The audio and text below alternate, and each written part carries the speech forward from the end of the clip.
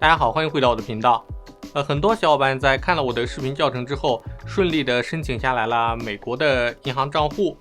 比如说 BOA 美国银行，还有美国的信用卡，比如说Capital One， 还有美国运通的信用卡，或者说美股的券商账户，比如说嘉信理财，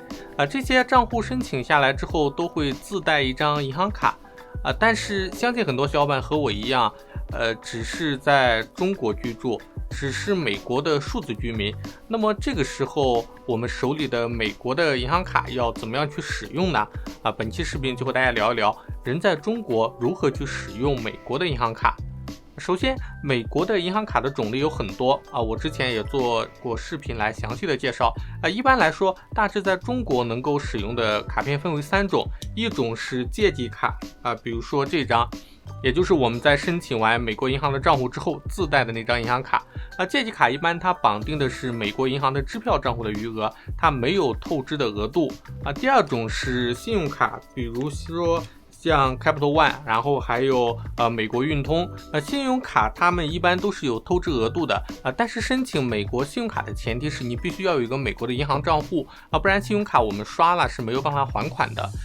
第3种就是券商账户发行的借记卡，比如说像嘉信理财或者说富达基金他们的借记卡，在开户成功之后我们都能够拿到一张借记卡那么这3种类型的银行卡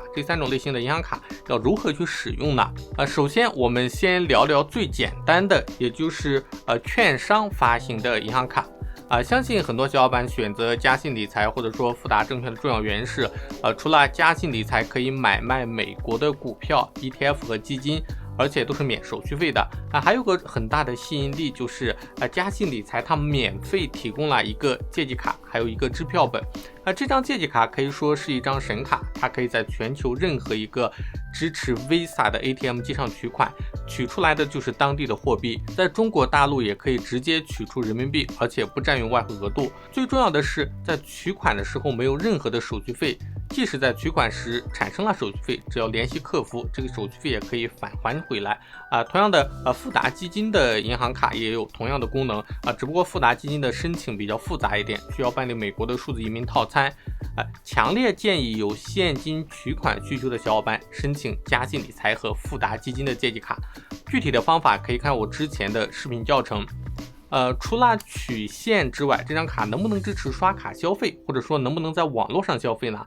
根据我自己的经验是不可以的我自己曾经在网上消费，结果是失败了的，没有扣款成功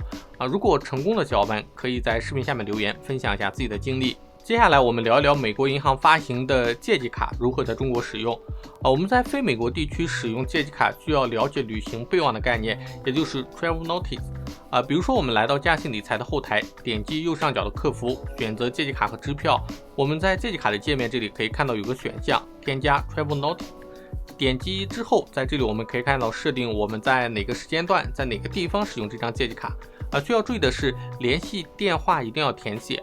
设定了 Travel Notice 之后一般就不会触发风控，交易也会成功所以说大家要提前的注意设定。另外像 BOA 和花旗银行也是要设定一个旅行备忘的功能。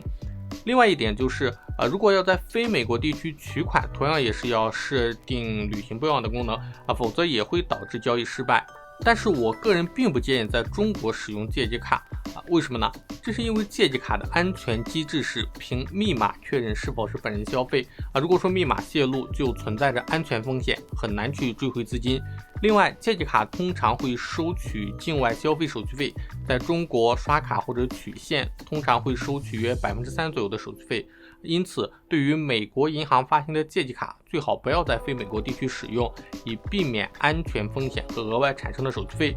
如果说一定要在中国进行消费或者取款，需要提前设定旅行备忘，以增加成功的几率另外就是美国的信用卡了，这个在中国大陆地区使用是完全没有问题的但是在使用的时候同样要选择没有 FTF 境外交易手续费的信用卡比如说我持有的这一张美国运通的现金返还卡，每笔交易都会返还交易金额 1.5% 的现金如果说我消费了100美元，就会收到 1.5 美元的现金返还，这笔钱可以直接用来抵扣信用卡的账单不过这张卡会收取 FTF， 也就是境外交易手续费如果说我在非美国地区消费，一般会扣除3%的手续费这样就不划算了但是像美国运通的这个绿卡绿卡的话，它是没有境外交易手续费的，而且这张卡还有旅行增值的特点比如说我们用它来购买机票、预订酒店都会有3倍的积分，而这些积分可以兑换机票和酒店，比直接返现更加的划算同样的像 Capital One 的信用卡也是没有 FTF， 而且在中国消费也能有 1.5% 的返现，可以说是非常的不错了他们家的有押金信用卡，适合没有美国信用记录的小伙伴申请因为这些年国内的线下支付的场景基本上都被支付宝和微信垄断了，我们在外面很少见到刷信用卡的人，基本上都是用支付宝或者微信扫码支付好消息是美国的银行卡也可以绑定支付宝和微信进行消费相对于支付宝来说，更加推荐微信支付。在支付宝使用美国银行卡，每笔交易会有约3%的手续费，非常的不推荐。而微信支付是没有手续费的